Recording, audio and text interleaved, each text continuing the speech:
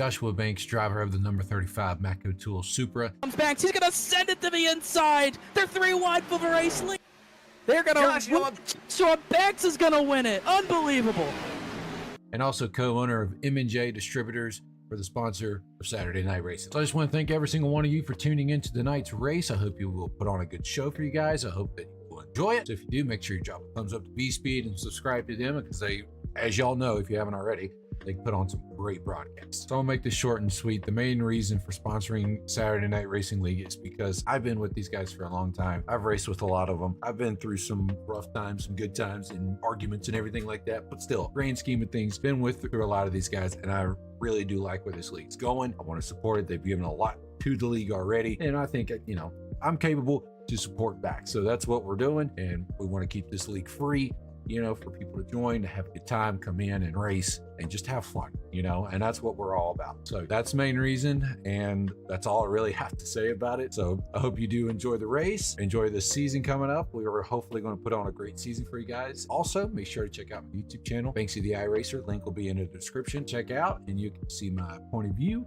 see what's happening on my end. If you want to watch it, it's completely fine. If not, no big deal. So come on over, hang out after the broadcast of this race, and hopefully we'll see you over there. If not, enjoy it, and I'll see you guys on track.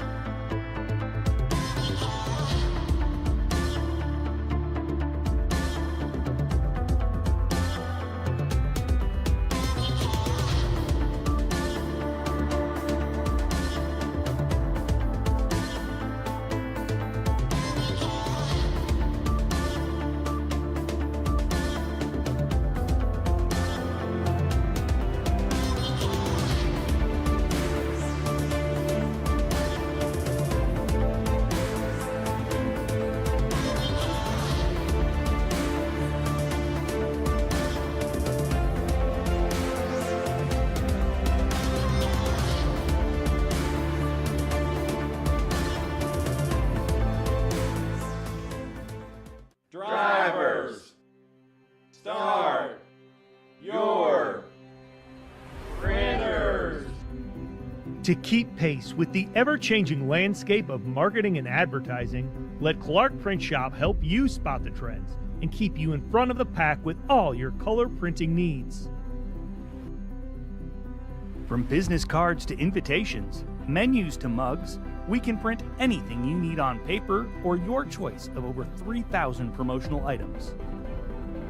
Visit www.clarkprintshop.com to browse our online catalog and place your order today, or call us at 276-889-3426. For a limited time, use the code iRacing for 23% off your first purchase.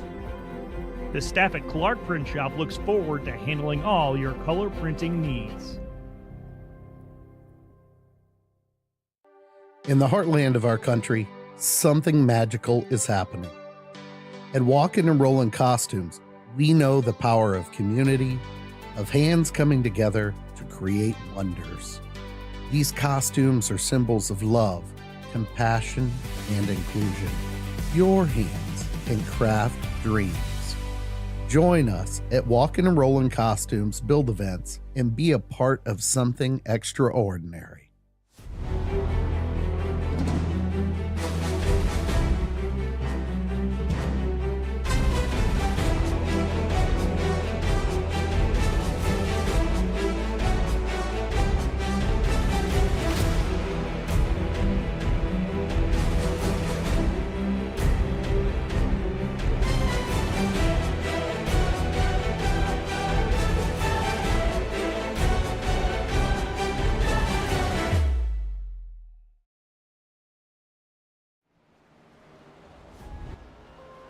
It's a track a little out of the ordinary. We're going to turn right here tonight from Canadian Tire, live here on VSPEED. I'm Bradley Cooper alongside Connor Horn. for Saturday Night Racing League and their Cup Series, presented by M&J Distributors. It's week number 6 of the season. We've seen a variety of a million different tracks here, Connor, but here tonight, this is going to be the ultimate test for driver talent and driver patience as they go 2.6 miles around this racetrack tonight. Yeah, this is going to be a tall task for a lot of drivers. A 2.46 mile track that really almost certainly a lot of drivers in this field have not seen in a stock car, let alone at all. There might be a lot of drivers here that have not ever ran a lap here before tonight, let alone in a stock car. And there's a lot of elevation change. It's a very slick track. The track depth is going to be through the roof at the start of this race, and it's not going to go down too far tonight, but you can see a lot of corners to this track in Bowmanville, Canada that the Truck Series used to go to. Wish we still went here. It's a pretty decent track, provides a lot of good finishes. Could get a good finish tonight. We'll just have to wait and see, but a lot of elevation changes in just 10 corners, especially turn 6 right before I believe Moss Corner, before the Andretti straightaway. A big dip through turns 3 and 4. That's where you're going to see a lot of dive bombs and a lot of chaos, I would say. So this is going to be very, very interesting. This is a track I personally like lapping. It's very tough to pass here, but you do have some passing opportunities at both ends of the racetrack. And just like I mentioned, the track temp is going to play a big factor. It's going to wreak havoc on a lot of drivers' races tonight. And we'll take a quick look at the point standings as we get set for this race. Bailey Turner with his 4 wins, still holding strong, 65 points ahead of Donald Kite. Then you go back to our one-time winner, Brian Chambliss, last week. He broke the streak of Bailey Turner. He's 19th in the points. It's a long way looking back at 125 points out, but you can see the tie is actually a 3-way tie for 19th position. It's tight in the deeper parts of this points battle, but Bailey Turner set the standard for these first 4 weeks. I mean, look at the difference between 2nd and 19th. It's 60 points from Donald Kite in 2nd to Brian Chambliss in 19th. And then Bailey Turner's even further ahead of Kite than that difference. He's 65 up. Turner's certainly looking at a regular season title if as long as he just makes the rest of the races in the regular season. He almost looks like he won't be beat unless he has a catastrophic second half of the regular season before the Saturday Night Racing League chase. But I keep saying there's surprises in the top 10. Maybe we're getting so deep in the season that they're just not quite surprises anymore, and it's just normal. Donald Kite, J.R. Shepard, Chris Hodges, Max Kost, they're still solidly in the top 5. Then you got some more regulars like Horonis and Sturgill. Kenny Kibbe's had some solid runs. Jeff Wright, he got up the order a little bit up to 10th after a rocky race last week. Cabot 11th, not full-time. Chad Klinger's back there. Carlisle, even Alec Martinez on a part-time schedule is still up there, but Joshua Banks not quite up there. Only 17th in points, and there's even drivers further down the order that need to get going. AJ Stravato is 23rd in points after having a suspension. Ortega's 24th in points. Joseph McWhorter, he might be done after tonight, maybe not be racing the rest of the season. He's had a really rough start to the season. You know Mahalski, who's made the chase in this league prior. He's outside the top 30 in points. So he's had a rough start to the season as well. Not even here tonight. With that, though, we are going to go to our race analysis. 45 laps here today, 35 mile per hour pit road speed limit with 4 tire sets available. We'll probably use 2 of those guaranteed. We will have a competition. We say stage lap. It will be a competition caution. It will not count towards points at lap 10 to re-rack this field, get everyone squared away. And then we have 80% fuel on the iRacing fixed setup. And I'm not sure what setup they chose to use here tonight, but it is a fixed setup. Everyone on an even playing field. This stock car was not fully designed to go around Canadian Tire, but we do have similar setups on other racetracks. I'm curious to see, Connor, what setup they chose here tonight.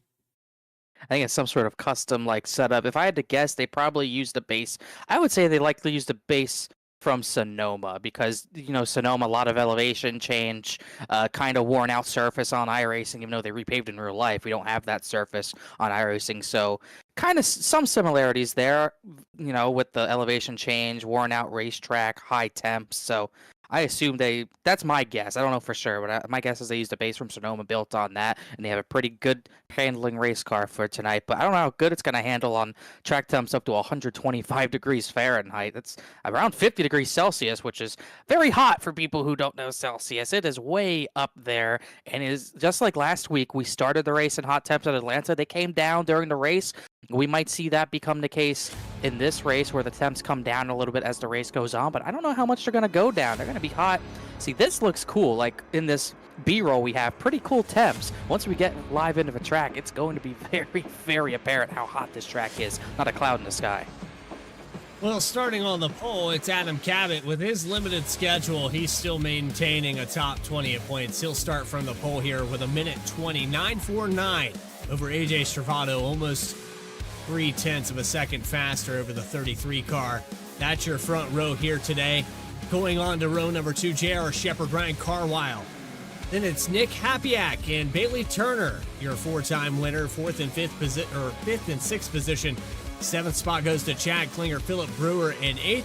And rounding out your top 10 is Kenny Kibbe in the 14, Ben Laughter in the 64. Dose McWhorter starts 11th. This likely could be his last race on Saturday night. We'll have to wait and see, but he starts 11th tonight. Dakota Floyd starts 12th. Ray Massey in a 23 tries to get a road course win, starting 13th. Rob Hamp 14th. 15th position is going to be Michael Sturgill in the number 3. He's actually going to start from the pits tonight. Matt Shinosky will start in the 16th position. So everyone 17th on back will move up a row. Austin Belke qualified 17th alongside Caleb Weekly in the number 13. And just inside the top half of the field, Oscar Jensen, who also will start from the pits at 19th. Broderick Vaclavic, one of the first few races he made tonight, will start 20th as we're getting ready to get to the initial start of this race. This should be fun. Ryan Chambliss, Nick Wood, side by side for 21st, 22nd, 23rd. Mark McFadden will go through this grid as we get set to go green flag racing. 37 cars. Green flag is out. From Canadian Tire, race number 6, the Saturday Night Racing League Cup Series. Already a move here to the inside for Stravado. Whoa, car off. That's Carlisle. Looks like he's going to save it and lose a lot of track position that he fought for, though. But really weird start. Looks like Cabot just went into turn 1 a little bit too deep and opened the door for Stravado to get the spot.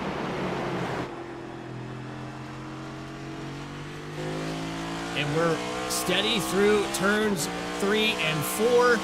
No trouble, no problems. Early downshift here for the 33. Similar to the carousel at Watkins Glen, but it is the opposite direction. Then you have 2 right-handers, one really long, one really sharp. Bravado takes over the point. He was a second behind in practice and just 0.3 behind in qualifying. I think the 17 might have got bamboozled here. Maybe just a little bit. Definitely just missed turn 1. And track position in these next-gen cars at road courses, we know how important it is. Really, any NASCAR vehicle, even the Xfinity cars from last season at Watkins Glen, we saw how important track position really ended up being. And I think it's going to be even more important at a track like this. But the high track temp could help things a little bit for guys like Cabot, J.R. Shepard, and Dirty Air. We could see Cabot a little bit faster through the corners, able to stay right on the bumper of Stravado, but Stravado does get that first lap led. AJ Stravado in the 33's had some tough battles throughout his SNR history. He's also had some wins. He's had success and glimpses of genius here. And the 33 car is still under fire. 17 of Cabot gonna look. Contact.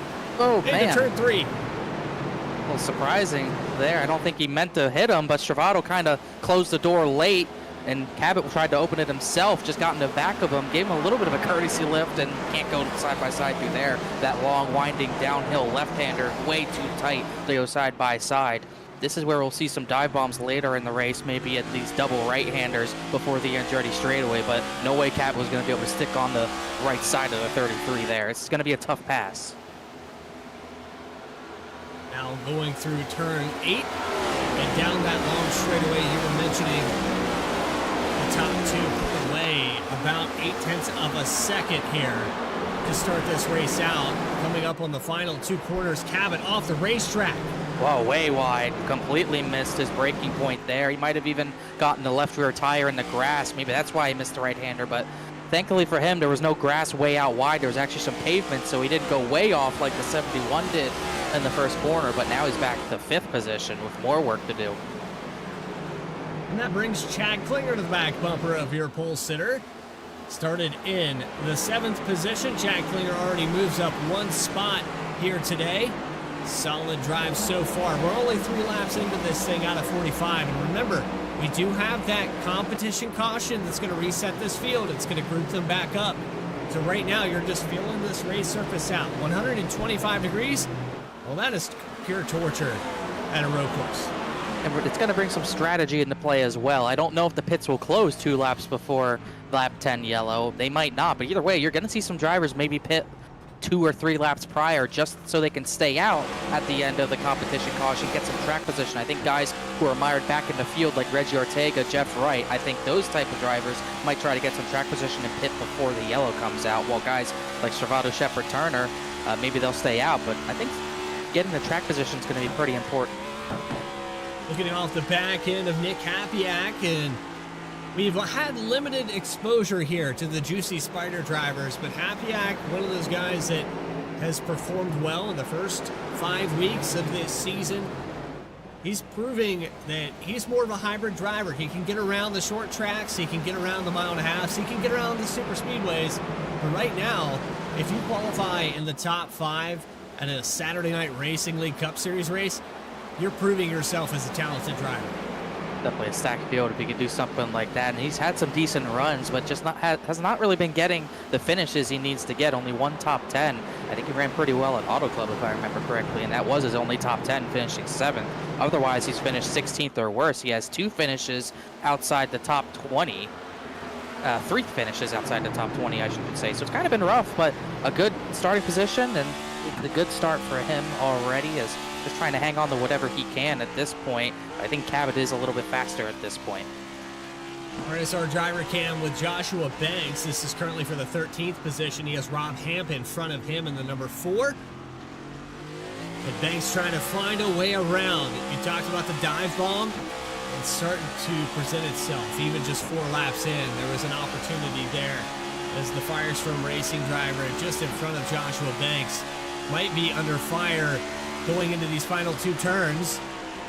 Banks will look right. Nothing there yet. On the back bumper, into the corner and off the track. Oh, he's going to hit the barriers. Oh, that's a pretty big hit. He was running pretty well. You saw it live on his RSR Driver Cam. He was up 9 positions until he did that. Just got in there a little too deep. And he hit pretty hard on that left front suspension. Wonder if there's any suspension damage he's going to have to deal with on the brake. But all that progress pretty much gone. Back to 19th position now for Banks from 14th. Rob Hamp pulls away, car around. That was right. Not right. Banks really sliding. I thought he was spinning. Caleb Weekly almost spun out of the corner too. He has some left front damage himself. As you can see how spread out the back half of this field's already got. And Rob Hamp's off the track. Oh, another one. Hard background. That is Max Cost in the 63. That was a big hit. Banks has left the session. I don't know if he wrecked again either, but this is all of a sudden evolved into chaos. And I think Banks did wreck again, completely off track. So we had multiple incidents in turn number 2. And Cost was just the 2nd or 3rd one. Bam! What a hit. I don't know if that's Banks quitting or what happened there, but Cost kind of does almost the same thing. It almost looked like something happened to his equipment with how odd that was, because it almost looked like he never turned into a corner, but yeah, Banks just kind of fired it in there, completely lost the car, and he's done. And then Max Cost joined him. They're both done. Max Cost out of the race. Joshua Banks side by side. Mac Lavick also out. We got some side-by-side. It looks like right here on the TV canvas, we get back here. Sturgill and Lakatos. No, well, I saw a problem here for Sturgill. You might have to go back on another replay. Replay's going to get used pretty quickly here. I don't know if Sturgill had the issue. Second in points. Might have had a little bit of an issue there. Oh, a blinking issue here for Kite. Yeah, internet might have messed him up a little bit. Oh, and he got real sideways on the wide part of the track. But a very frantic couple of laps here. The first 3 laps were pretty calm. All of a sudden, we have multiple drivers out of the race. Banks, Cost, Roderick Lavick is out of the race. So already down 3 of our 6 starters tonight. Riding on board with your pole sitter, Adam Cabot. He got back around Nick Hapiak. He's going after J.R. Shepard here. And Bailey Turner, your 4-time winner. Well, he's worked his way up 4 spots. He is going after the 33 of AJ Stravano. He's worked up half a second away in these final 2 turns. Yeah, I think one side-by-side battle I saw the previous lap was J.R. Shepard giving way to Bailey Turner. So Turner up to second. He lapped 0.3 of a second faster than AJ Stravado the previous lap. And now it's just these 2 ahead of the field as Shepard starts to lose some pace. Adam Cabot was a second faster than the 98. He's on his bumper after getting by Hapiak for 4th, excuse me. Top 3 with Stravano, Turner, Shepard, Cabot, Hapiak the top 5, Klinger, Brewer, Laughter, Kibbe, McWhorter, and what could be his final race. And you seem to know a little bit more about this story than I do. I know it's been kind of that sophomore slump. We talked about our champions with Banks, McWhorter, and Wright, but I feel like right now with the way this next-gen series has been going, some of these guys that had success in the other cars we ran, they're not favoring this car, and that maybe is, if I'm wrong, correct me, maybe the reason why some of these guys are done for the season or getting fed up.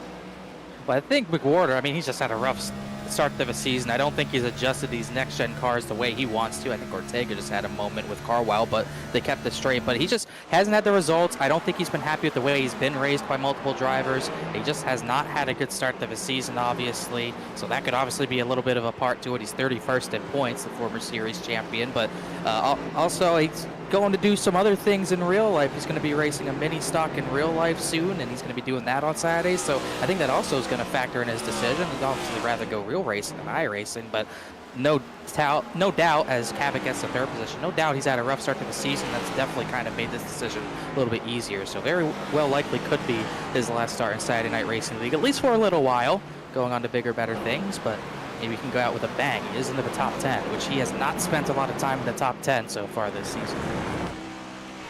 As for the 27th position, that would be Chris Hodges as we ride on board with his RSR Driver Cam, a little bit wide here in the final corner. And Hodges started in 33rd. He has worked his way up to 27th.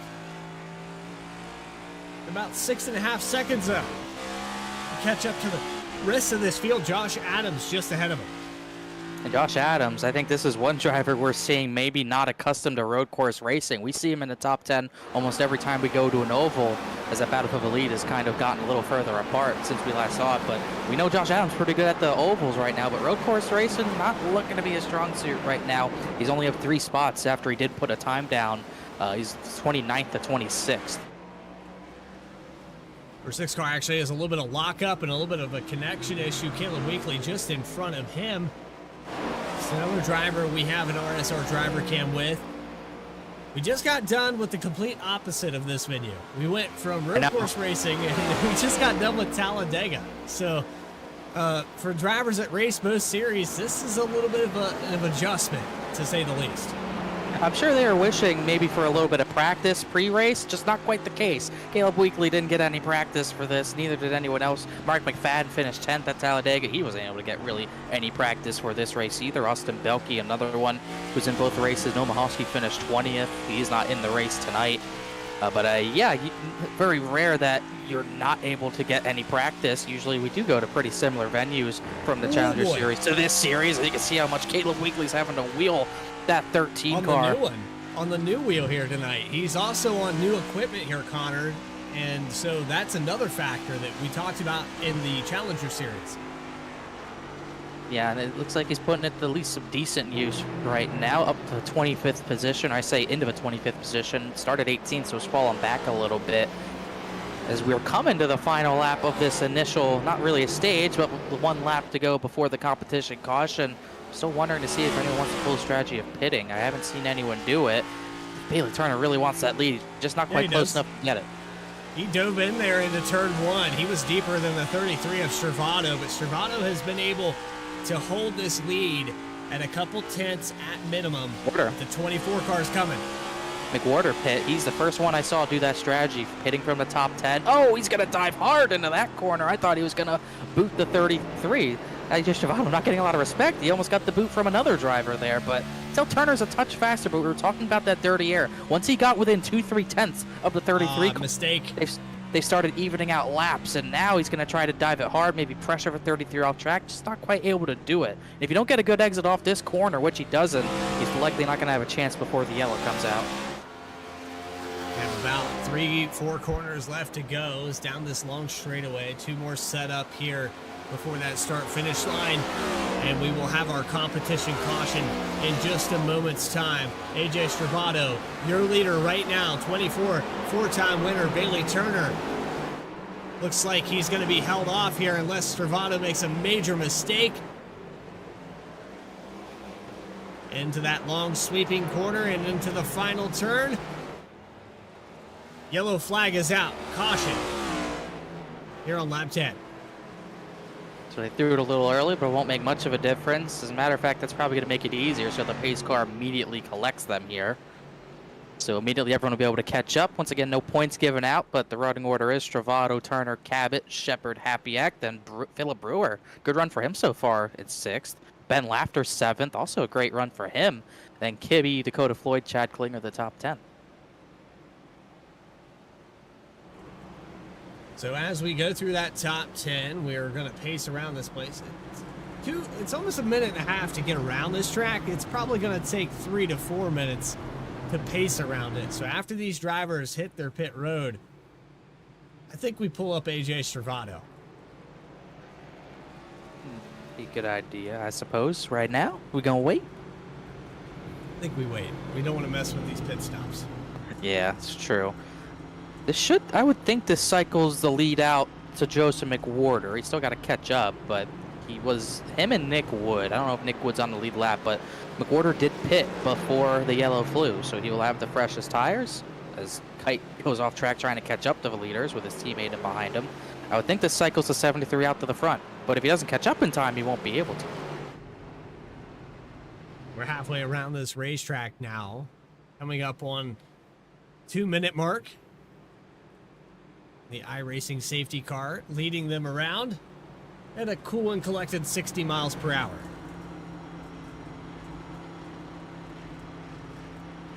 It's actually faster than you can go through about 3 of these corners.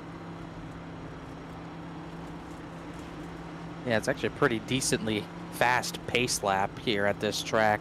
Probably because this track is usually home to some endurance racing, so the cars can take these corners a little bit faster. Not the case with these big next gens. They are pretty well built for road courses, but obviously, like you said, not accustomed to this track by any means. But we'll get our first round of pit stops. Likely not our last. We should have one more green flag pit stop to go after we get the restart going, but this should bring pretty much everyone else in. And J.R. Shepard's going to stay out, though.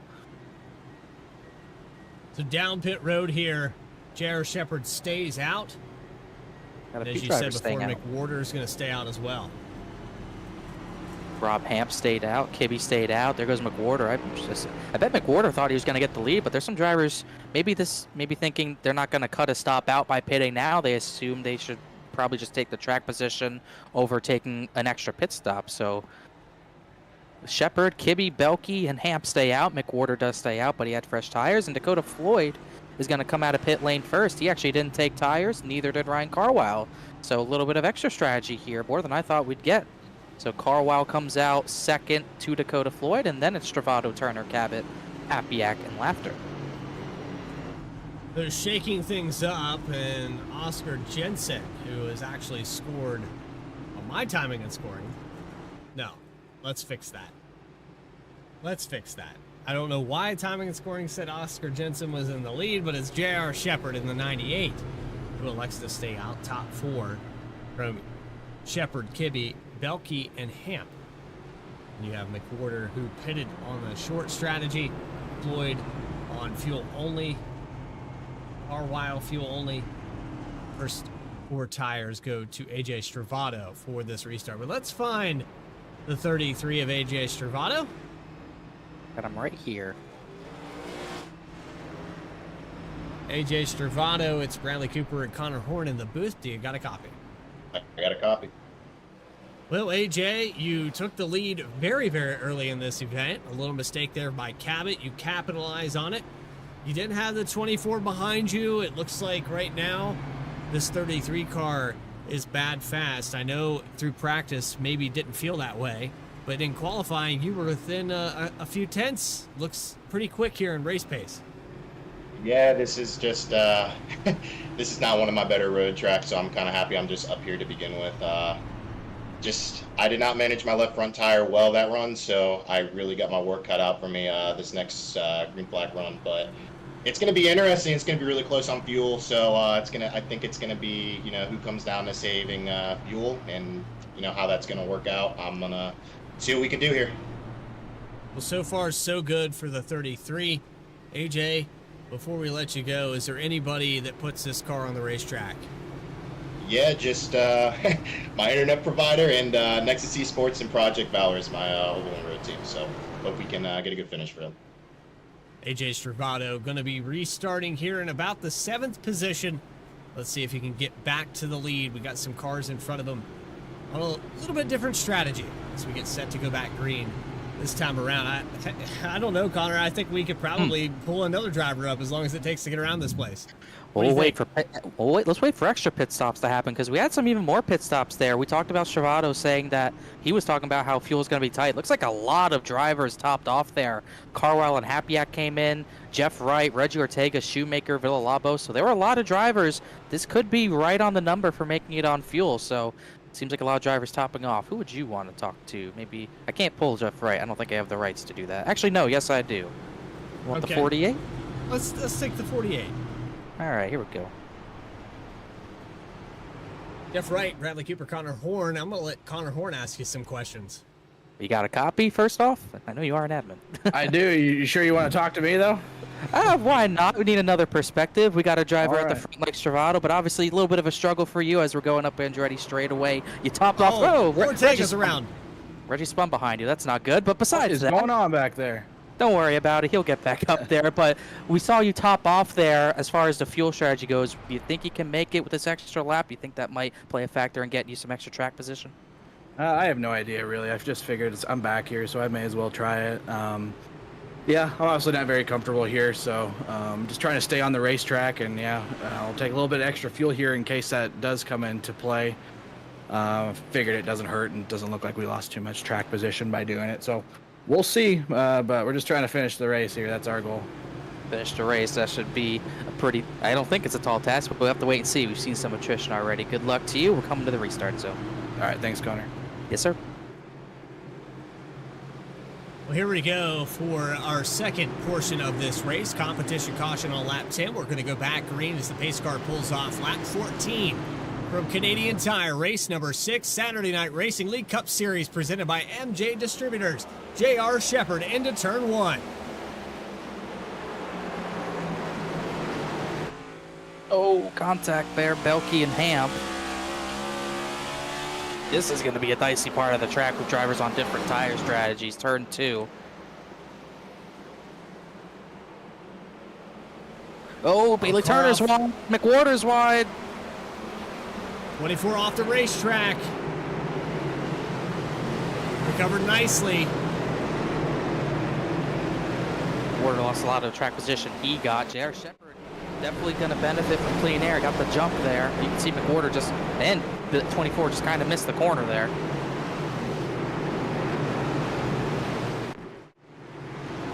Oh, they're really stacking up in these double right-handers.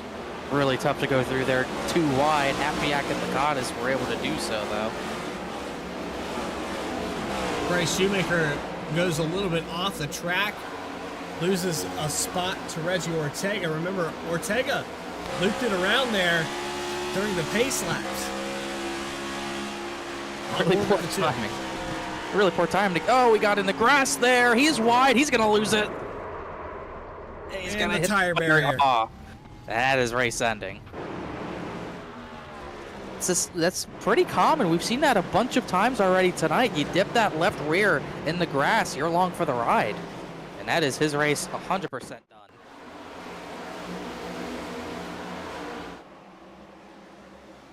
See through the trees up Andretti straightaway. right there. Gets a tire in the dirt. He's trying his best to save it. I think the best course of action right there would have been to lock it down immediately, but bam. Didn't get it locked down. And just like that, he's going to finish about 33rd.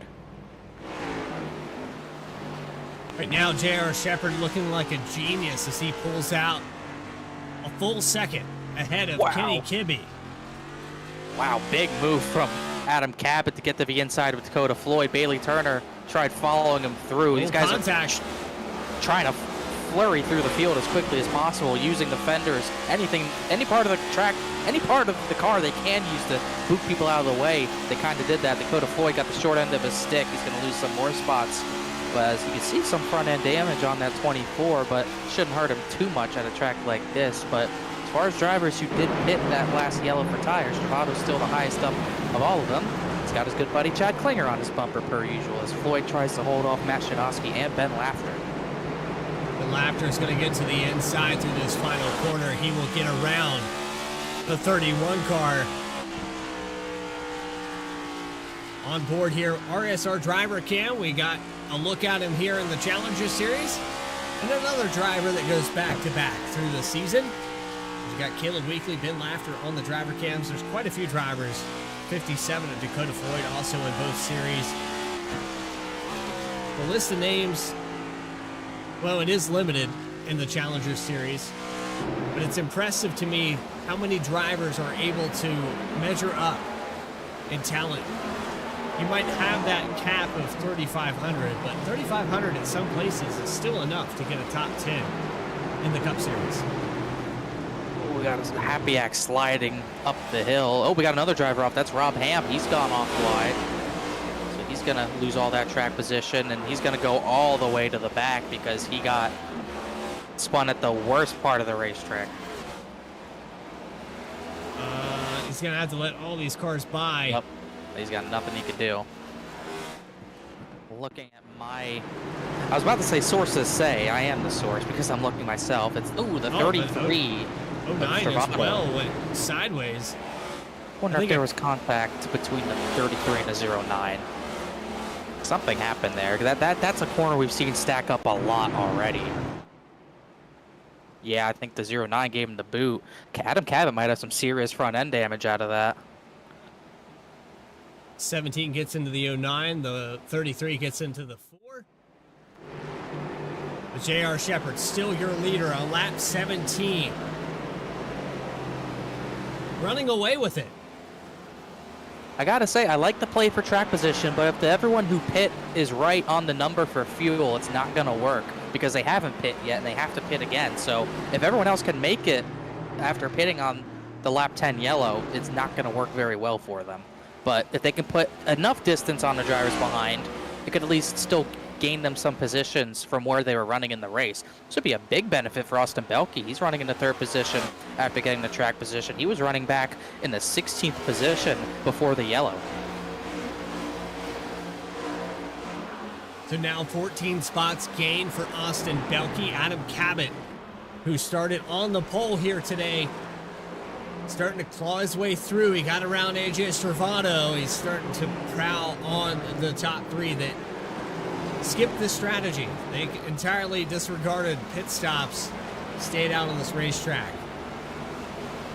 Shepherd, Kibbe, and Belke right now, it looks good, but you remember us talking about how this next-gen car is engineered more towards road courses. It's also more engineered towards having warm tires. And so for the first 3 or 4 laps around this place, these cars on older tires are going to look really fast because they have heat.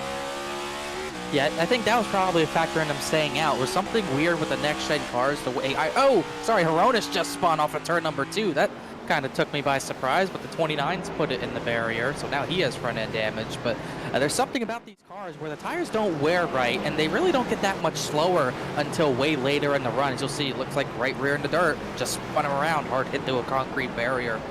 He will limp around for the rest of this race, but there's something about these tires, they don't wear out, and it makes it really difficult to make a decision on taking tires because you're going to be slow for a number of laps on cold tires unless you can somehow magically warm them up in some way. But this is why I like the strategy of just taking fuel, but they weren't able to do that either. So maybe if they can get enough of a gap, this can work out for them, as a lot of drivers just passed Austin Belke, Cabot, Stravato, Turner all getting by the 89.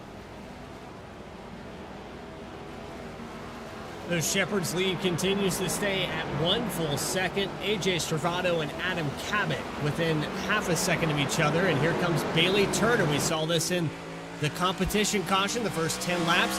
The 24 car started to prevail on the 33. I think it's just a matter of time before Bailey Turner finds his way around the 33 of Stravato. Just that dirty air bubble, just can't seem to break through it very easily. And now they both have to work to get by Adam Cabot. Cabot does have some left front damage from the contact with Chad Klinger, but they don't seem to be hurting him too much. Able to stay in front of these two drivers. And this first portion of the racetrack it definitely seems like the 24 maybe a touch better, but Stravato, especially onto the Andretti straightaway, is just able to get away a little bit more from the 24. The Moss Corner, Turner just can't get through there as well, as Belke's starting to struggle on those older tires. Cabot's going to look to the left-hand side. We're going to get a pass Klinger for the 6th position. Or Klinger. Apologize. It's a C, close enough. He really forced the issue to the left side of the Belke. He wants to be on this positioning because he probably thinks he just outbrake Belke, which he will. I think Belke's going to give up that spot. But Chad Klinger, a little bit of a road course ace himself. He's pretty good at these types of tracks as well. He's got a top 6 run going now. It was the way he was driving. That's why I called him that. Yeah. He's actually catching up to Bailey Turner and AJ Stravato as well. He can crack the top 5. These two have been racing hard. And Stravato even said he cooked that right front early in that run. He might be doing the same here, even though he came down and got 4 tires. It looks like Bailey Turner on the back bumper for this top 3 positions as Cabot starts to run away. That kind of proves to me that the 33 is a little off pace in the long run. Also proves to me how important track position is. The top 2 are still some of the fastest drivers on the racetrack. Cabot was only about a 10th or 2 faster, while Stravato and Bailey Turner were 2 to 3 tenths slower than the top 2 leaders. So that move to stay out, as far as track position, it just really... Stravato! Oh, man! Big contact. I don't think there was contact initially, but there was some after the fact. And the 24 is going to get around. This actually hurts Klinger because they were racing side by side. It allowed the 09 to catch up to him. But I think there's still an opportunity here for Chad Klinger to get around for the top 5. It's such a tight corner. You dip the left rear off in that set of right-handers so easily. You get the tire barely off, you're going to be slipping and sliding on the exit. And there's nothing the 33 could really do about it at that point. That's a big position to lose, though. He was doing a great job defending the 24, but I wouldn't be surprised if you see Turner drive away now. Looking at this field, continue to spread out. It is 3.5 seconds back to Adam Cabot through turn 2 and 2A. There's Cabot all by his lonesome through turn 3. J.R. Shepherd continues to lead. 21 out of 45 laps complete now. Or 20 out of the 45 complete. Kenny Kibbe, though, he's actually reeling in your leader. Got him down to about 8 tenths. About 3 tenths of a second faster the previous lap, so definitely trying to reel him in before they eventually have to come down the pit. That's the question. Do they have to come down pit road? I would venture to say yes. And Stravato thinks they're close. There's no way these two can make it, so you definitely think they pit at some point, but when would that be? Around lap 35, possibly? I mean, that would, well, the math would add up, but do you want to... It's okay if the rest of the field has to pit, right? I mean, I guess if you're lapping this much faster than the rest of the field, you definitely stretch this field to the very end of its lifespan. Problem is, you're starting to see... Oh, I think McWhorter got put wide a little bit in the second last corner, but I'm starting to see Stravato put down faster laps in those top 2. As McWhorter hanging on to the top 10, Philip Brewer down 3 spots. Biggest mover of the race right now is Austin Belke with 11. No, it is Julio Villalobos with 14 spots gained. Yeah, how about actually that? Even with a little bit of damage, he's been able to move through the field, 30th to 16th. So that's 14 positions gained. Jeff Wright is up 13 positions, 25th to the 12th position, followed by Licata, who's also up 13 positions. They're bumper to bumper, 12th and 13th position. So And Bryce Shoemaker himself, he's up 15 positions, actually, up to the 20th position. He started, at least on my screen, 35th, so a number of drivers who have moved up through the field. Just had to make me be wrong here. Oh, he goes off the track. I'm right again. Oh, okay. Nah, he didn't lose a spot. It's actually pretty incredible how quickly things at the front spread out. You get maybe a lap of chaos, and after that, you really see how quickly this field spreads out. The drivers who have pace just really get away from the rest of the field. I mean, the top 5 are just above everyone else right now. They're separated by 7.5 seconds from Shepard to Stravato, but then it's just very spread out after that. 6th on back. I think everybody's hitting. caught off guard here with J.R. Shepard and what he's been able to do on these older tires. He's not just maintaining a gap, but he put himself out there, pulled away from this field, and now the only contest he has is Kenny Kibbe. Yes, the 17 at Cabot is faster, but if he can't catch him and all of these drivers have to come back down pit road because we know they're close on fuel, it doesn't matter. Yeah, right now at this rate, Adam Cabot might be the only threat to them pace-wise. Bailey Turner was matching, but he just had a moment out of turn number 3 and lost a lot of time. So this is what I was more expecting to see from the 17. He had some clean air.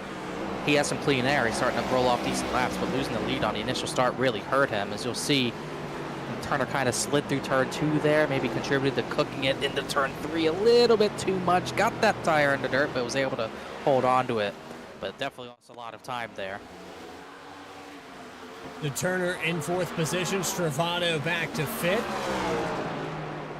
And if you want to clarify, stage winner, technically, on AJ Stravato. Competition caution at lap 10. Stravato came down pit road, and we had the strategies. We had fuel-only stops from the 57 of Dakota Floyd.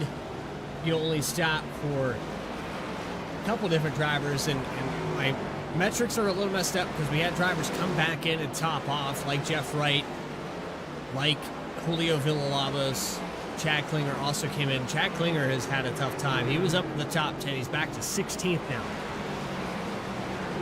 Yeah, I think we missed that. I think, you know what happened? I think he actually came down to pit for a splash of fuel on lap 20. So that was a scheduled stop.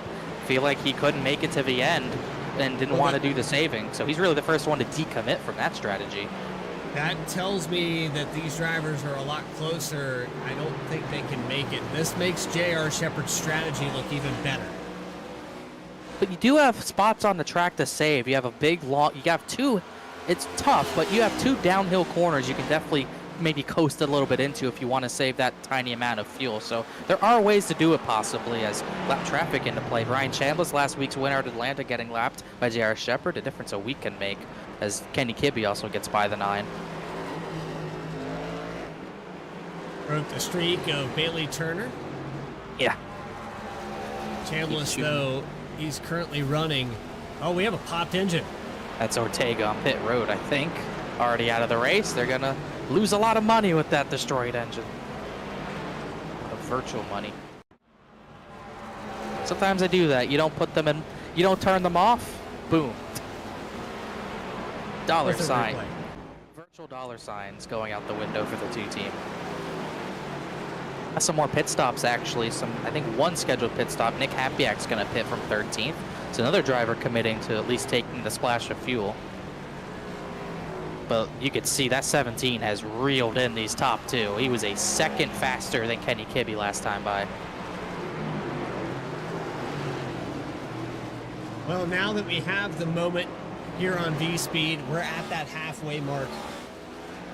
Perfect chance to find that volume knob, the remote control, the side of your cell phone, whatever it takes. Let's get loud. Presented by FireStorm Racing. Let's do it.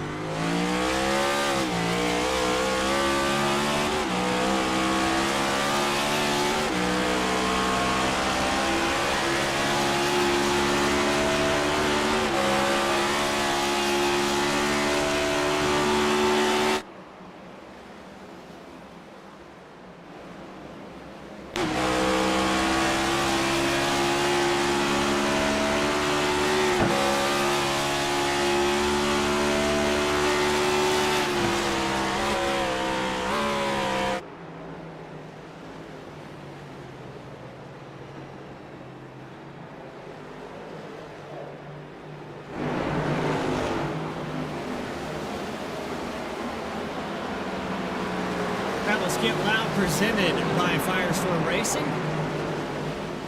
Jared Shepard's still your leader, but lap traffic becoming a factor, and that has allowed Kenny Kibbe and Adam Cabot to get within range. If the 98 makes a mistake, trying to get around the 4 of Rob Hamp right now. He also has the 13 just in front of Caleb Weekly. Weekly sideways. Really held up. They've gotten a bad spot for Kenny Kibbe there. He's going to go off track to let the 17 by, but that really hurt the 14. That gave Shepard maybe a little bit of extra room, but Rob Hamp isn't quite budging as easily right now. Back on our instant replay here. There's Hamp. He'll go by with the 98. Weekly slows up to let these two by, but he doesn't time it right for Kenny Kibbe. Just maybe not realize the 14 was there, and he almost ended Kenny Kibbe's day on accident there. Really tight there.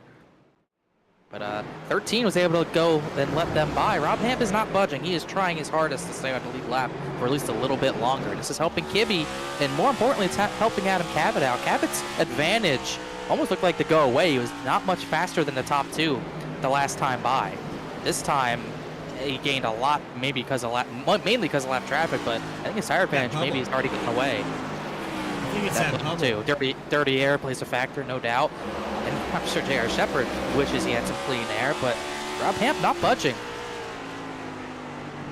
A little bit surprised, How much longer, honestly. though, does Shepard wait patiently as these guys start to catch up to him?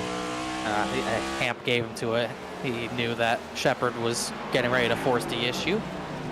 Now it becomes Kenny Kibbe's problem. This is when J.R. Shepard, you'll have Donnie Kite just up the road, Christopher Hodges as well, but this is when he really wants to try to put a gap on the 14 and 17 when he has at least a little bit of extra cleaner air and a lap car between them. A few laps ago, we had Ben Laughter on pit road, by the way, from 7th. Mike Carwile makes a little bit of a mistake, falls back to the 10th position. Shaq Klinger gets around. And how about Jeff Wright on that top off, if he can make it? A few of these drivers did come back in and top off. And he said the fuel window was tight. But we have a handful of drivers that are extending that. And they doubled down on pit road and topped off that extra lap. If you were 1 or 2 laps and you could save 1 or 2 laps, this is going to be close. I think he's definitely he might be the furthest up driver that did end up doing that. Besides, I think Dakota Floyd. I think Dakota Floyd also did this. No, Dakota Floyd did not, but Jeff Wright definitely did. Not really anyone else who topped off is running really well enough to make a difference. McWhorter just came down the pit. And Kenny Kibbe. He came down to top off. We knew he couldn't make it.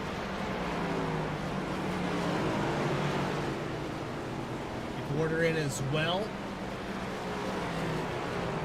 J.R. Shepard over the curb a little bit there, getting by Christopher Hodges, but now he's got 3 lap cars in between him and Cabot, and this is where he's going to gain a lot of time, where Cabot's struggling with these other drivers. Rob Hamp not giving way, side by side, up the Andretti straight. Donnie Kite gives way. They go 3 wide around him. This is going to frustrate Cabot. Hamp not giving up. Now he's going to give up. Now he's going to give up the spot. Down to 51. Oh, this is going to be a killer.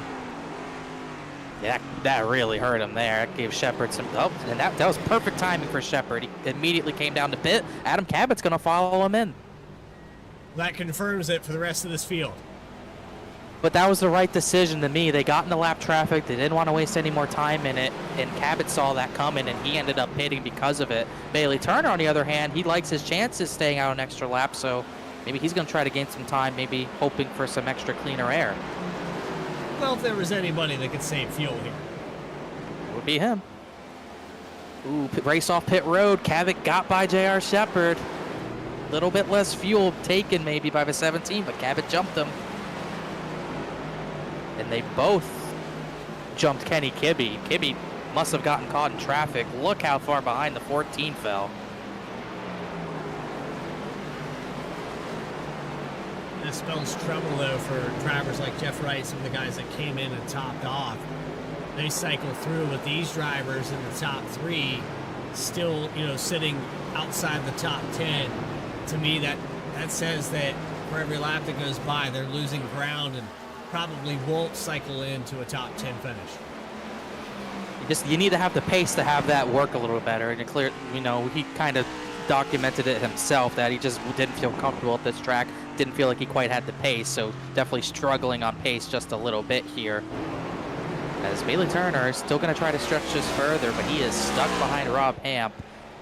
Yeah, Rob Hamp, now he gets out of the way. He's waiting a little bit too long. If I was a leader, I'd definitely be a little bit frustrated with the 4 waiting as long as he is to get out of the way, but it's his race, trying to stay on the lead lap as long as he can.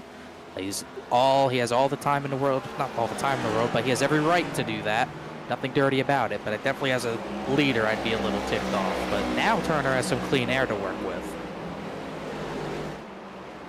AJ Stravado is 3.8 seconds. You see, actually dwindled down to 3.3, roughly 3.5 as they average out. 31 out of 45 laps completed here from Canadian Tire. We are going to take a quick commercial break, though, here on VSPEED. We'll have the remaining 10 laps for race number 6. Don't go anywhere. More coverage continues. Saturday Night Racing League, presented by M&J Distributors, right after this.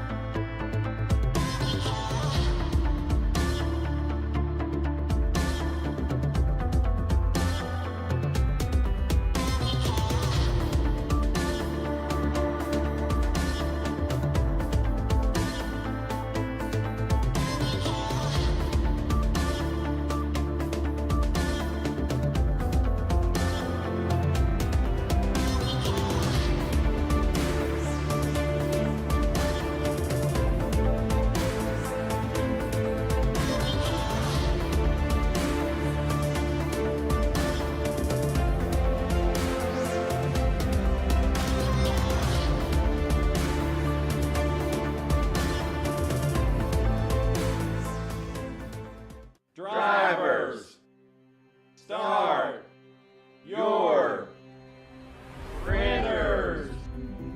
To keep pace with the ever-changing landscape of marketing and advertising, let Clark Print Shop help you spot the trends and keep you in front of the pack with all your color printing needs. From business cards to invitations, menus to mugs, we can print anything you need on paper or your choice of over 3,000 promotional items. Visit www.clarkprintshop.com to browse our online catalog and place your order today, or call us at 276-889-3426. For a limited time, use the code iRacing for 23% off your first purchase. The staff at Clark Print Shop looks forward to handling all your color printing needs. In the heartland of our country, something magical is happening. At Walkin' and Rollin' Costumes, we know the power of community, of hands coming together to create wonders. These costumes are symbols of love, compassion, and inclusion. Your hands can craft dreams. Join us at Walkin' and Rollin' Costumes build events and be a part of something extraordinary. Back here live at Canadian Tire, race number 6 of the Saturday Night Racing League, presented by M&J Distributors. The Cup Series has not disappointed. We're looking at a possibility of a 5th win in this season, but it doesn't matter, Connor, if he can't make it on fuel. Yeah, definitely on pace. If he could make it, he would definitely get this win. I don't think Adam Cabot has the pace advantage to get there without something happening to the 24, like having to make a pit stop. He's definitely faster than Stravado. Stravado talked about it to us. He had to save the tires better. Doesn't seem like he's been able to do that. Struggled a little bit, and he's really fallen off Bailey Turner ever since he made the mistake in the double right-handers. He's given up pretty much 4.5 seconds since then. Led 10 laps. Doesn't look like he's in line for victory unless he can make it and the 24 can't. As like I said, I don't think Cabot has the pace to catch these two without them having to pit again. But as far as everyone who has pit, Cabot's smooth sailing. We do have a driver in third position right now, Dakota Floyd, just in front of Adam Cabot. It's looking like a top 5 day for Floyd possibly. But all in all, it's still, like we said, doesn't matter if these drivers, this is one of the drivers that did come back in and top off with fuel. He's a little bit less on the stint. Cabot has every opportunity to win this race if the top 3 can't make it on fuel. And he might even get the top 3 as Floyd makes a little mistake here through turns 6 and 7. I think Floyd's going to give it to him. Pretty much just gave him a spot. Now Cabot's got a lot of clean air to work with up until maybe he gets to Travato or another lapped car. But with them, these guys waiting this long to pit, I gotta imagine they gotta be trying to make it to the end. Yeah, there's just over 10 to go. They have to be committed at this point. It would be race ending to come down pit road at this point in the juncture. And what they have to work with is a lot of time. They have 17 seconds to the 17 of Adam Cabot right now, and that gap isn't really coming down at all. Bailey Turner, as a matter of fact, was maybe a few hundredths faster than Adam Cabot last time by, so if he wanted to bleed some time just to save that extra amount of fuel, he definitely could do it. He even has 6 seconds to Travato now. Maybe the 33's dropping off trying to save fuel, but he has a lot of time to work with if he wants to back it up a little bit. Dare I say, we have 2 fuel races in a row at completely different tracks. Yeah, it could happen. We've seen a variety of everything here from Bailey Turner, but strategy has been the common consensus. The 24 might not be the fastest car every single week, but he finds a way to get these victories done. And we almost sound like fanboys here on VSPEED at this point, but we don't show bias here at all, Connor. We try our best to get everyone some camera time. In fact, let's jump through the field a little bit here. Oscar Jensen is going to go by Angelo Horonis, who's coming off of pit road. Horonis, he had that dust up. He had to come to pit lane, maybe get some repairs and some fuel, so he's up to the 20th position. Jensen is. Horonis down to the 21st position. This is pretty much where Oscar Jensen's been running the entire night. He started in the 19th position. He's pretty much stayed here with a little right front damage, but still at least a decent run, still on the lead lap. Some other drivers that haven't really left their position from where they started. You got Matt Shinosky started in 16th. He's running 19th right now. A little off the pace. His best lap time is about 2 seconds slower than Bailey Turner's best lap time. Road course racers, they're a different breed here, Connor. It really is even worse in the next-gen car. Yeah, I think guys who are naturally road guys definitely excel more in this next-gen car than they did in the Gen 6, just more catered to what they're used to, since it's kind of like a supercar with a diffuser and everything. That's why we always say how much better built it is for road courses. As I think you got Ben Lafter, who was running top 10. He's in 13th. He's another driver who maybe has not impressed as much on the oval racetracks, but he's had a very solid run today in the top 10 most of the night on the first road course of the season. And he still has some positions he can get in front of him. He has McWhorter, Michael Sturgill right in front of him. They're going to go to battle for 11th. Jeff Wright's not too far up the road either. If he could salvage a top 10 after what he thought about this track, that'd actually be pretty impressive for him to do that. And an opportunity, we're going to go on board here with Michael Sturgill in the number 3 car. He's in 11th position, 2.5 seconds back from Jeff Wright. He's had a decent run himself. Another one who's kind of stuck where he started, 15th up to the 11th position. I think McWhorter might be a touch faster, but that bubble we've been talking about all day long, all night long, I guess, technically, it's just very, very hard to break through without the driver in front making a mistake. And Sturgill's been pretty darn consistent, while McWhorter has been taking, you've seen a lot of drivers do that in turn 1. Same thing Bailey Turner was doing, taking a more shallow entry just to get clean air on the nose, but just not quite working as everyone wants it to right now. Yeah, Ben Lafter in the background here. He was a driver up in the top 10 at one point. Lafter could definitely finish 10th position. He just needs to get around these guys. They're slowly clawing in on Jeff Wright and Michael Sturgill. Lafter was about a second faster than Sturgill. think maybe eventually they might end up getting to the 71 of Carwell, possibly. Even Case Lakatos is in the 9th position. 2 good runs for these drivers. It's especially a good run for Carwell because he has a lot of front-end damage. Don't believe we were able to document where he got that from, but it's a pretty destroyed front end, and he's able to keep it in the top 10 for the time being. But I definitely think Laughter can get up there. Just a matter of will he. We're running out of laps. They click off pretty fast here.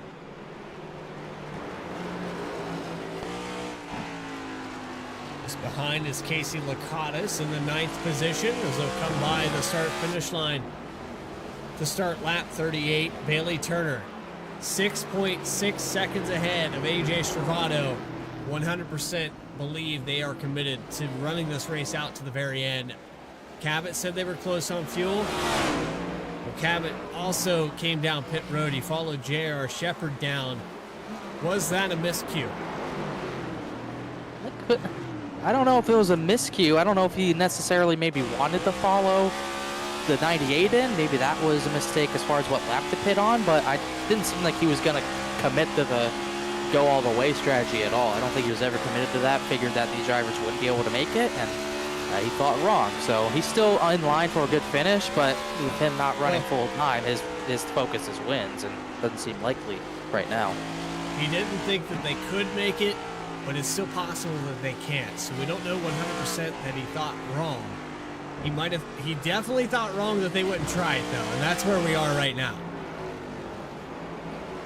Ooh, Chad Klinger got way sideways off the final corner. I thought he was going to spin it. He's actually second as far as the drivers who have topped off. J.R. Shepard, not sure what's happened, but just he was very fast at the beginning of at the restart, and just, oh man, that was a bigger wiggle than I thought. Good save by Klinger, but you see Shepard behind there.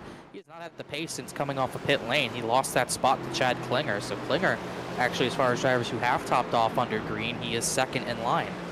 Shepard, then Kibbe, then a few drivers trying to make it like Jeff Wright. But Shepard not as much pace when he got into dirty air. Wright has caught up to Casey Lakatos for the 9th spot. They are also working towards Ryan Carwile for 8th position. And the 3 behind them were all faster as well, so we might end up having about a 6-car battle for 8th at this rate. Looking that way in the closing laps as we approach 6 laps to go. Bailey Turner on the strategy, 7 seconds ahead of AJ Stravado, 14 and a half ahead of Adam Cabot. This is looking like a 5th win if he is going to make it. Definitely committed at this point. And it's not like he's really clutching and coasting anywhere. Maybe just able to drive in a specific way to be able to save. Maybe he's short shifting, but I haven't really heard anything from him. Just simply going to maybe possibly go for it. And if he makes it on fuel, great. But it's really hard to clutch and coast here. And even there, he's revving out 3rd gear. Oh, that's a dicey moment with Hronis off track into a tire bundle right in front of him. Hronis is going to get out of his way, but that's what I'd be worried about at this point. If he's not worried about fuel, you got to worry about the drivers you're going to get ready to lap, as he's still going to have some traffic to get through. Oscar Jensen, Matt Szymanski, Bryce Shoemaker, Christopher Hodges, they're all battling not too far up the road. Oh, and Shoemaker actually just spun, but look at, we'll see Hronis. This has had a struggle today, just didn't really make that corner at all.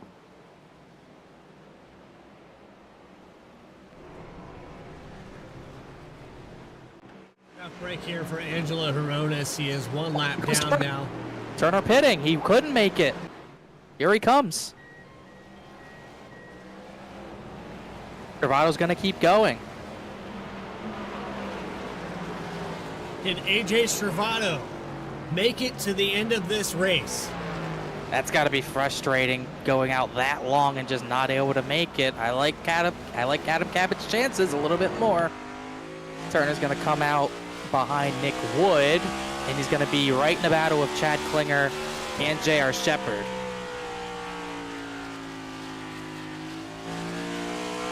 Reggie Ortega in the chat. I know you're in admins only chat right now, Reggie, but you were saying how close this strategy is. How close? That's what I want to know. I don't know, but if Travato thinks he has a chance of making it, he has to back it off a lot more. He's got 6 seconds of a 17 with 5 laps to work with. He could really afford to back up his corners a lot, short shift a little bit. He's got to try everything he can to make it at this point, because now he doesn't have to worry about maybe trying to keep pace with Bailey Turner. He's clutching. I heard a clutch pedal there for a brief moment. He definitely did a little bit there. It's just so hard to do that because you lose your engine braking capability. A lot of drivers, the way to get these cars slowed down, you shift down early so you get high revs. That engine braking really helps the car slow down, but when you're trying to clutch and coast through some of these corners, that really it removes that. So you're going into the corners a lot faster than you're used to. It makes it very difficult to gauge where you need to brake and how to really properly coast into these corners. Mixing my words, it's so tough to do. I can't even talk, let alone save that way. It's a very tough thing to do in these cars. Yeah, you're trying Especially to at a road talk with your course. feet right now with the clutch pedal.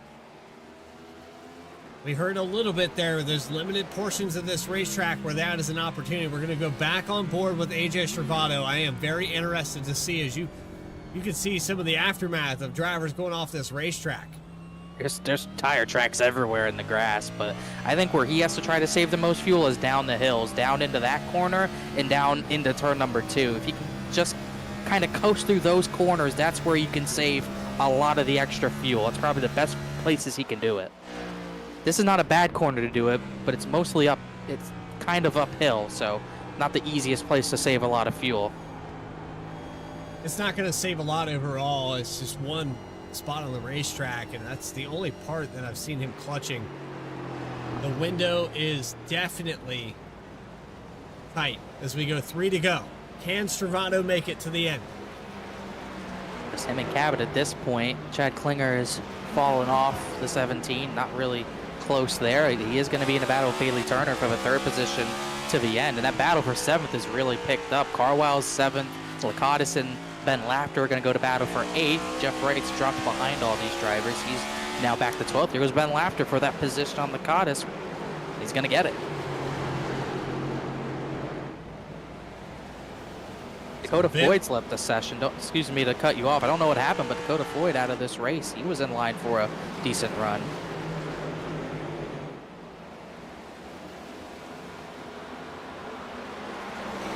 Bailey Turner. Bailey Turner's wrecked out of turn number 3.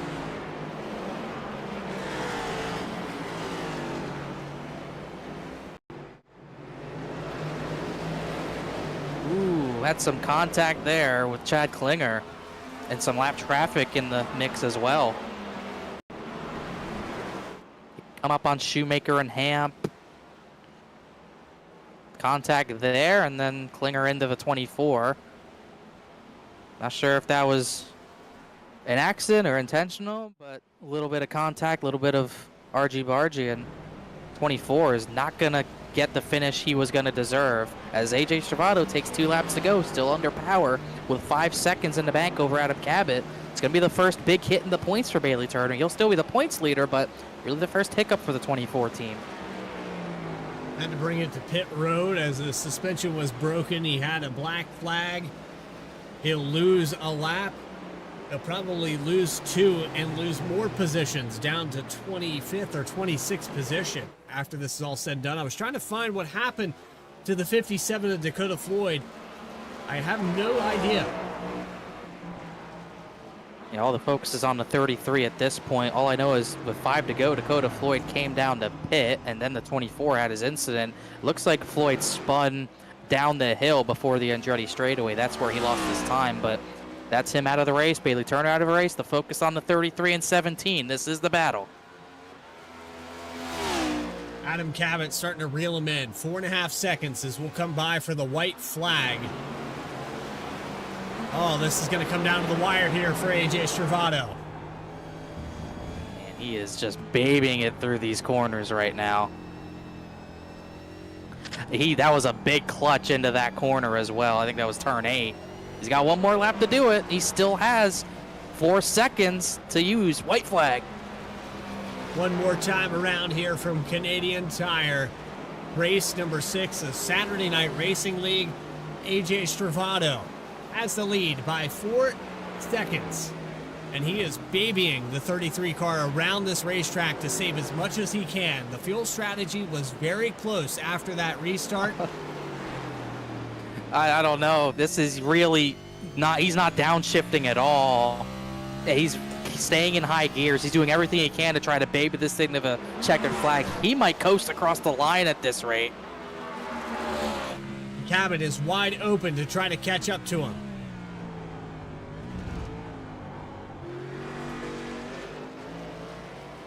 Ben Laughter just went wide. Him and Ryan Carwile just had a crash. Jeff Wright's crashed as well. It's a big crash for a battle inside the top 10. Number of drivers going to drop down the order in this final lap, but Travado's still under power up Andretti straightaway. Jeff Wright losing more positions. That car is broken. I think Travado might have enough. I think he's going to get it. I think we're going to have our third winner of the season. Off of the final corner for the final time, AJ Stravado gets the victory on a fuel save and wins at Canadian Tire. Celebratory drift into the gravel. What a job to save all that fuel. We saw, we could hear how much he was trying to save to make that work. Adam Cap's going to give him a celebratory crash, but what a job by that 33.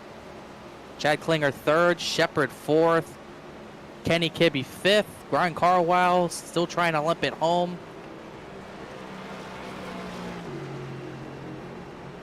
He's even got a little bit of time left to get some burnouts in. McWhorter seventh across the line. He's going to benefit from that. Yep, there it is. That was it. Stretching it as far as it could go. Laughter 8th, Lakatos 9th, Carwile 10th. We need to go back here and find what happened. Jeff Wright involved in an incident. Still limping it around, getting whatever he can. He was going to salvage a top 12 day out of it. He's going to drop down the order to the 16th position. And while the race for the win was going on, something happened between Ben Laughter and I believe Carwile. And it happened out of turn 3 down to turn 4. Wow, right there. That was turn 2, excuse me. And then Laughter comes back on track. Nowhere for Jeff Wright to go. Couldn't tell. Looked like Ben Laughter maybe forced the issue there.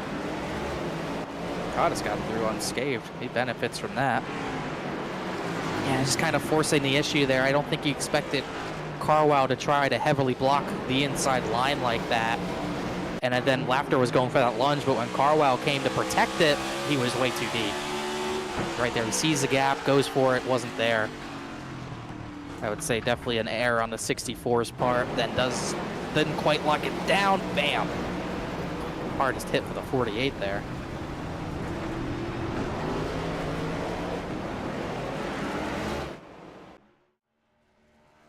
Post-race interviews with your top 3. We had some burn down here with AJ Stravado. I think we still have a car that's burning it down right now. Could be his last race. World Series champion. But we have those final race results from week number 6. As we watch Joseph McWhorter burn it down, you are watching Saturday Night Racing League live on VSPEED. More coverage and post-race for week number 6 right after this.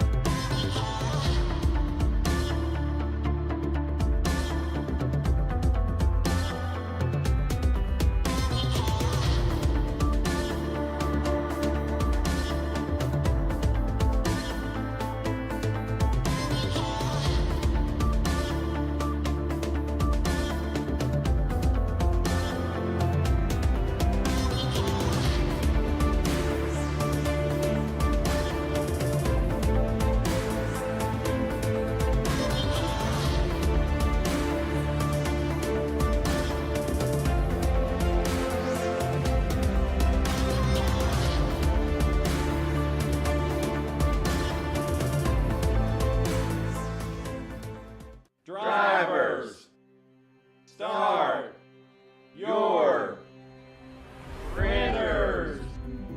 To keep pace with the ever-changing landscape of marketing and advertising, let Clark Print Shop help you spot the trends and keep you in front of the pack with all your color printing needs. From business cards to invitations, menus to mugs, we can print anything you need on paper or your choice of over 3,000 promotional items. Visit www.clarkprintshop.com to browse our online catalog and place your order today, or call us at 276-889-3426. For a limited time, use the code iRacing for 23% off your first purchase. The staff at Clark Print Shop looks forward to handling all your color printing needs. In the heartland of our country, something magical is happening. At Walk In and Roll in Costumes, we know the power of community, of hands coming together to create wonders. These costumes are symbols of love, compassion, and inclusion. Your hands can craft dreams. Join us at Walk In and Roll in Costumes build events and be a part of something extraordinary. Back here live at Canadian Tire. Saturday Night Racing League has concluded its 45 laps. Up north for race number 6, AJ Stravado becomes victorious. First win of the season. After starting on the front row with Adam Cabot, he won the competition caution, but he felt like that car wasn't fast enough to stay in front of the rest of this field. He went into conservation mode, saved enough, and he made it on this close field strategy race. Congratulations to the 33 car. Adam Cabot, your pole sitter, had a dominant car, got within 4 seconds, but he'll finish in second position. And Chad Klinger in the top 3. Congratulations to him as well, as he started in the top 10. We'll get a word with those drivers in just a moment. On a mixed strategy here with J.R. Shepard. He led some laps here today, but he will finish in 4th position. Kenny Kibbe also on that strategy. He'll finish 5th. Michael Sturgill, recovery mode to the max. He had problems early in this race. He got back up to the top 10. He'll finish 6th. Joseph McWhorter, what could be possibly his last start of SNR, finishing 7th. Ben Laughter in 8th. 9th, Casey Lakatos. And Ryan Carlisle will round out your top 10. Some good results for some drivers in the top 10, mainly Laughter and Carwell. Good results for them. J.R. Shepard will stay top 5 in points as well. Philip Brewer, good result for him in 11th. Austin Belke, alternate strategy, stayed out at the break, finished 12th. Nick Hapiak, 13th. It's another race goes by. I don't think we mentioned Ray Massey once again, but a decent finish for him, 14th position. Julio Villalobos Jr., 15th. Jeff Wright, he had a better run going, but that big crash on the final lap relegated him to 16th. Matt Shinosky, 17th. Oscar Jensen, the 91, finishing last driver on the lead lap. Out of 36 cars, only 18 lead lap, and he finished 18th. Rob Hamp, we saw him in the mix with the leaders at 19th. Enzo Hronis, he had some slip-ups today. Still got a top 20 out of the day. 21st goes to Brian Chambliss, and you'll have Caleb Weekly in the 22nd position. Chris Hodges will finish 23rd. 24th, Bailey Turner, contact with the 09 at Klinger in the last few laps. Bryce Shoemaker will finish 25th. I'm kind of worried here with Turner on what this means in the future, but definitely not what he wanted here at this road course. Dakota Floyd will finish 26th. 27th will go to Nick Wood. 28th, Keith Shoemaker. Johnny Kite will finish 29th, and Mark McFadden will finish 30th. Yeah, a few drivers there who had good runs going and didn't get the finish they deserved. Josh Adams, 31st. He really struggled today. Reggie Ortega wrecked shortly after the competition yellow, 32nd for him. Eddie Trejo, did not see what happened to him, but finished 33rd position. Joshua Banks wrecked very early. His pretty rough start. We talked about McWhorter's rough start to the season. Banks has not had a great start either. He finishes 34th. Max Cost wrecked the same corner, same lap, 35th. Broderick Baklavik, one of the few races he's made this season. Tough day for him. He wrecked early, finishing 36th. And Mike Sturgill was registered as the 37th car in this race, but never took the green flag. And with that, we will hide those final race results and catch up with your third place finisher. First driver that we're going to talk to here tonight is Chad Klinger in the 09. I've caught up with him down on pit road. Chad Klinger, it's Bradley Cooper and Connor Horn up in the VSPEED booth. Do you got a copy? I have a copy. Well, Chad, I got to say, here tonight was definitely a different scenario.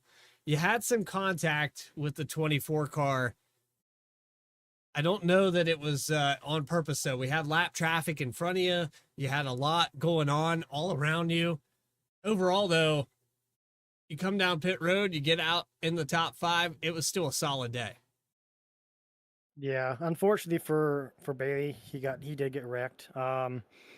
After he got into me into that corner, I just tried to keep my line so I could kind of pinch him, but I guess I might have came down a little bit and contacted him. So that's my fault, and I'm sorry about that. But I think that ruined his race.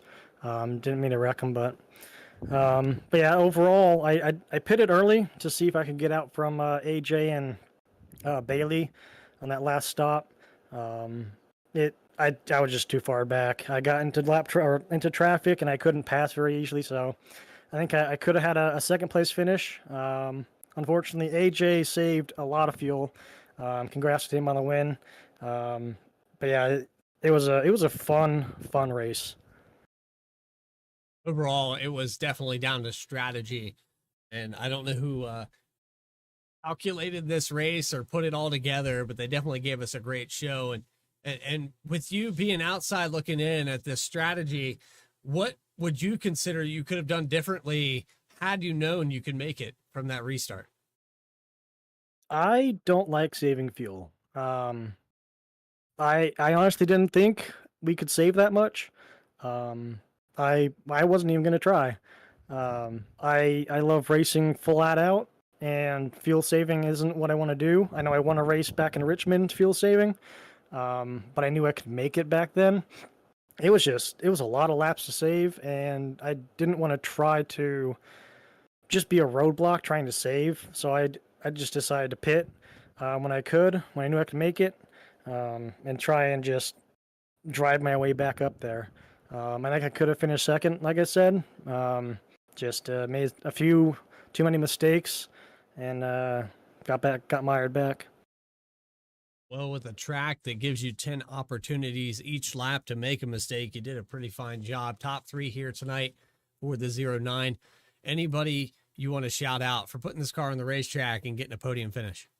I just want to thank the whole league in general, the admins, the drivers, and the sponsors, and you guys at the broadcast.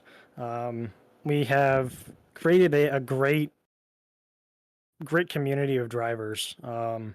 We, for the most part, respect one another. There are those heated moments, but we do respect each other. We respect each other on track. Everybody that's involved. It's been a great season, and I want to see this go for years on. Well, in the future, we must here, Chad, and I think you guys have put together an amazing product and an amazing community, and I see no reason why it doesn't last at least, another decade into the future. You guys have done a fantastic job putting on the show, and we appreciate your time coming up here in the booth, and we look forward to seeing that 09 Sherwin-Williams car possibly get into victory lane this season. All right, thank you, guys. You have a good night. Chad Klinger, third place here at Canadian Tire, race number 6 of the season. That moves us on down pit road, though, where the dominant car of the day, Connor Horn, has caught up with Adam Cabot after an unfortunate strategy caught him off guard. I do have Adam Cabot. Another good finish for the driver of the 17, but could have been better. I'm sure, Adam, you were hoping for a little bit better. Got some damage, but we're still setting off good lap times, but just ran out of time. You pit right with the 98. Do you think that was a mistake, or could you really not go any further, possibly? I don't think that affected anything, because he was far enough ahead of me. He didn't hold me up on pit entrance, and then he had to take more fuel than I did since he didn't stop at the stage, so he didn't slow me down at all. So I wouldn't say that was a mistake, but I knew before the race started, I did the math and I was like, well, congrats, AJ. You're going to win this race and I'm going to finish second. And that's exactly what happened. So, from my perspective, it's very frustrating to see these races always come down to fuel mileage. Like, I just hate that the stage I know it's not done on purpose, but it almost feels like it is done on purpose at this point. But AJ's just so good at, like, it's an amazing skill set he has at being able to save like dramatic amounts of fuel that nobody else can, because I'm pretty sure he was the only one who did it, while also making pace. So what's also super frustrating is you mentioned that damage. Yeah, it was like 40 seconds of damage, and the car just would not turn after that. It was at least 3 to 4 tenths off a lap. Like I actually had a lot of pace tonight, and really that pace I had just kind of made up the deficit for the damage. So if it wasn't for that, I think it would have been a really close finish between me and AJ. But unfortunately, that was the case. So happy to find some speed in a road course. Obviously, I was a bit of a mess the first stage, flying off the track and running into people and stuff. But got my stuff together for the second stage, and it just, yeah, I mean, I didn't really have high hopes because I knew AJ was going to save. But then towards the end of the race, catching him, running him down a second a lap, I'm like, maybe I can force him into... I know he wasn't going to force him to running out because he's just so good at saving fuel, but I'm like, I could just, potentially make up that pit stop on pace, and almost did. But, yeah, couldn't quite make it happen, so it is what it is. Yeah, definitely just couldn't make it happen, but still pretty darn close. And we saw a lot of times when you were behind drivers, just seemed tough to get to their bumper to make that pass without them making a mistake. I believe I saw Bailey Turner making pass only on AJ because he made a mistake. How tough was the dirty air? Because it seemed like it affected a lot of drivers making passes. Yeah, I love driving this track, but honestly, racing on it's kind of just impossible. Like, it really is super difficult to pass. The only way to pass is to kind of just wait for the driver in front of you to make a mistake, or make a really bold move that's risky. So, even like I felt like I had 3 to 4 tenths of most of the field tonight, and even with that, like, I could be right on someone's bumper, but there's every corner pretty much is a high speed corner. So yeah, it's very tough to pass for sure. And then yeah, I finally got clean air. At that point, my car was damaged, so it felt like I was in dirty air anyway. But yeah, congrats to AJ again. One of these days, I'll maybe try to figure out how he does that. I mean, I don't think there's anyone else in iRacing who can do that quite like he does, or at least certainly not on the oval side of things. So yeah, congrats to him, and maybe we won't have a fuel mileage race for the next road course. That would be really cool. Well, I'm trying to look at the results, the schedule on the fly. Next road course, I don't even know if we go to another one this season. I don't think we do, so you don't have to worry about that. But we'll see what happens at Talladega next week. 94 laps as you go for, I believe, 3 in a row next week at that track. So maybe have better luck there next week. Anyone you want to thank? Congrats for another P2 run. Actually, you just made me depressed because I just realized I don't think I'm going to be around next Saturday. So I guess I won't be defending. Yeah, I guess I won't be defending that crown. We'll talk to Jeff, see if he can move it. Yeah, yeah. Good luck with that. Yeah. All right. Well, thanks, guys. No problem. No problem. Good P2 finish. Congrats on that and the pole as well. Thanks for talking to us, bud. All right. Take care. You too.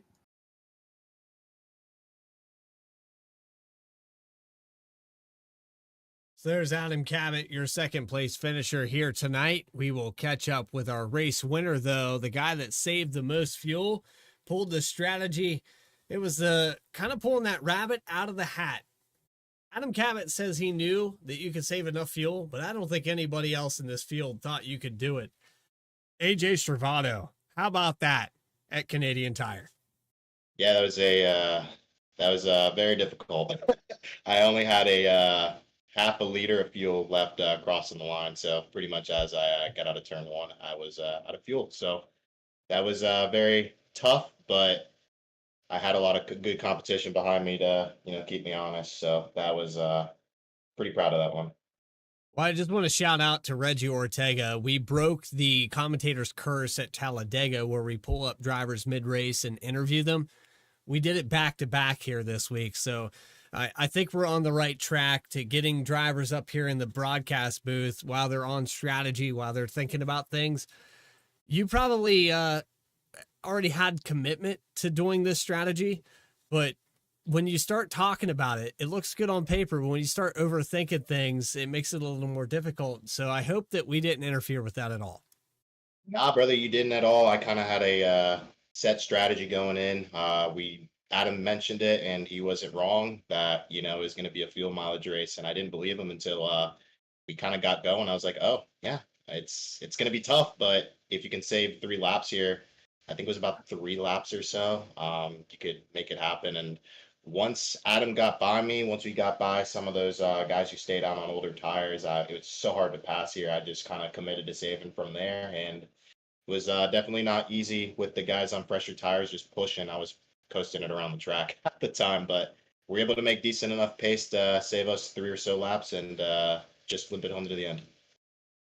Well, and you go back to with Bailey Turner still out on the racetrack. At any point, did you feel like maybe saving still wasn't going to be enough? There was about 60% of that run. I have like a fuel calculator, caps working for me, and use it for endurance racing to kind of see where I'm saving fuel. And it was it was not in my favor. Let's just put it that way. But I had one lap where I slowed it down like significantly, like 2 seconds, and it saved me a ample amount of fuel. So it was just a matter of maintaining decent pace and keeping the 17, 24, and 09 behind me, and we were able to do that. Well, you were praised for your phenomenal ability and how you get around this place and still saving fuel. It is very, very difficult. But AJ Servato, you add yourself to the win column here in season number 5, I believe, of the Saturday Night Racing League. Congratulations on that. I think you've won consecutively. That's actually season number 4, but you've won consecutively through all 4 seasons. Congratulations on that. Thank you, brother. Well, AJ, is there anyone that you want to shout out real quick before we let you go? I want to apologize to the 4-car Rob for getting into him. I was trying to keep a few cars behind me that were really sending it into that tight double right-hander, and made contact. I understand why he's upset. But everybody else, just Adam, Bailey for always pushing me to my limit, Nexus Esports, and the Coke Series, and my road team Project Dollars. AJ Servato, victorious week number 6 of the Saturday Night Racing League Cup Series. Congratulations, and we look forward to seeing you next week. Yes, sir. So there you have it, Connor Horn, your race winner on a phenomenal save strategy. We have more racing left to be done. It's going to be the Challenger Series going road course racing in just a week's time. Yeah, we get them to Talladega this week. We get a first-time winner there. Maybe we see another first-time winner. Excuse me. The speaking thing has been tough tonight, but we will go to Sonoma next week. Another track with a lot of elevation changes. We were talking about it earlier. Maybe a little similar to Canadian Tire with the elevation change and the high track temps. That should be pretty treacherous for those drivers, but we should get a pretty good show out of it. That will be at 7:45 p.m. Eastern Time. I know everyone's a little discombobulated with the time change, but go ahead and set those notifications.